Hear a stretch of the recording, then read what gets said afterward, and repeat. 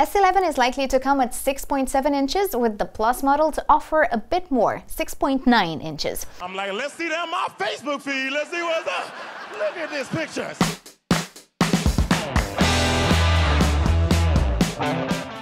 Welcome to Need to Know.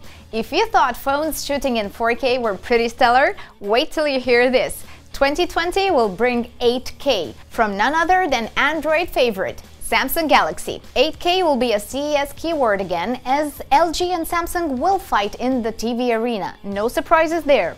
However, next year 8K will be the standard in filming too, not just display resolution. Autel Evo 2 is the first drone set to come with 8K recording, and Samsung Galaxy S11, the first Samsung phone to shoot in 8K. If last year's Samsung top phones were all about 5G and plenty of lenses, next year the S11 will add a bit more spice to the same recipe. All the phones from Galaxy S11 will offer 5G, and Plus model coming just in 5G. Period. But how is Samsung going to be able to offer that? With the new Snapdragon 865 chip or Exynos 990, depending on the region. Where it goes with Qualcomm's chip, Samsung will have to opt for the separate X55 modem. It will be the only way to use the most performant chip from Qualcomm and provide 5G to users, although 4G connections will still work. How will that affect you? Think about it like this. If the chip can offer speeds at 7.5 gigabytes per second, the streaming quality will be off the charts. Killer games and apps will be immediately available and downloadable. That's not even the most attractive thing about S11. Nope, the craziest thing is the Snapdragon chip supports 8K recording because it can process 2 gigapixels per second. Of course, we'll have to see how Samsung packs that up. How will the rest of the hardware and storage look like? But odds are in their favor. Now, if you're drooling at the idea of 8K filming, consider this. A phone with that ability would need a sensor capable of taking at least 33 megapixel photos. So far, Galaxy devices topped at 16 megapixels. Tough luck, right? Only who has the biggest phone camera sensor on the market now? You guessed it, trusty old Samsung. Through a collaboration with Xiaomi, they came out with an 108 megapixel sensor. See, it all ties up. Granted, the Galaxy S11 will probably shoot just 27 megapixel photos by default.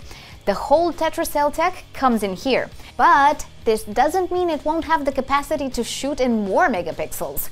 On Mi Note 10, we've seen an 108 megapixel camera mode.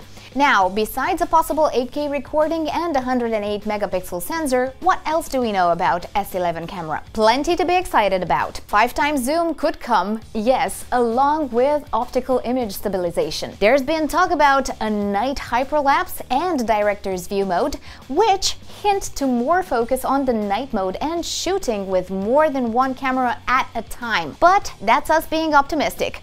We'll see what's what in February. Overall, expect a pretty weird-looking rear camera module. According to renders, we may have on our hands a phone with up to 5 lenses. Besides the main camera, we think Samsung will add a ultra-wide, telephoto and depth sensor, and possibly a macro? That's a wild guess. If they do go with the depth sensor, we wouldn't be surprised to see some sort of motion sensing on the S11. Pixel 4 offered it this fall after gesture control has been trending all 2019.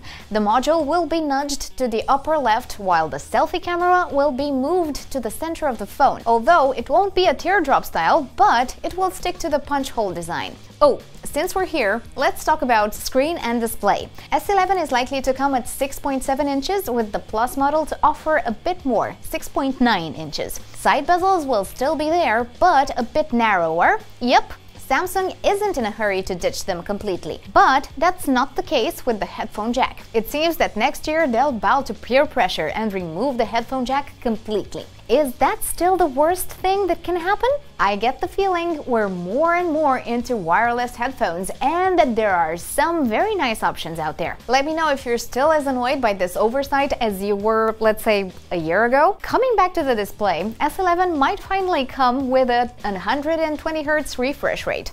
Yeah, they've learned. Since Qualcomm's chip supports 144Hz refresh rate, they could go big. Even if they don't, we can settle for the same refresh rate as this year's top gaming phones. Biometrics are still everyone's guess when it comes to this phone. S11 could come with an in-display fingerprint sensor for not one, but two fingerprints, or forget about it and opt for facial recognition. There is a bit more steam behind this rumor. It's said that Galaxy S11 will have a 5,000 mAh battery.